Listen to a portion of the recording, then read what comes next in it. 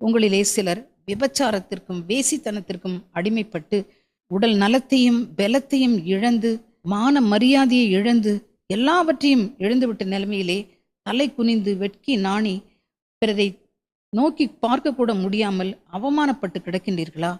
அல்லது இப்படிப்பட்ட கொடிய பாவத்தினாலே எய்ட்ஸ் வியாதிக்கு அடிமையாகி மரணத்தின் விளிம்பிலே அமர்ந்து கொண்டிருக்கின்றீர்களா? செய்த பாவத்தை மறைக்க கருக்கலைப்பும் கொலையும் செய்து விட்டிருக்கிறீர்களா?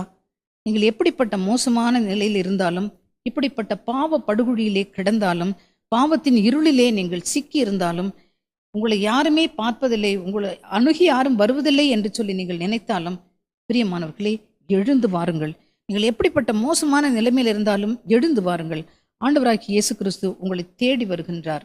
அன்பார்ந்தவர்களே, கடவுளையும் அவருடைய கட்டளைகளையும் உதாசீனப்படுத்தி வேற்று தெய்வங்களையும் சிலைகளையும் சாத்தானையும்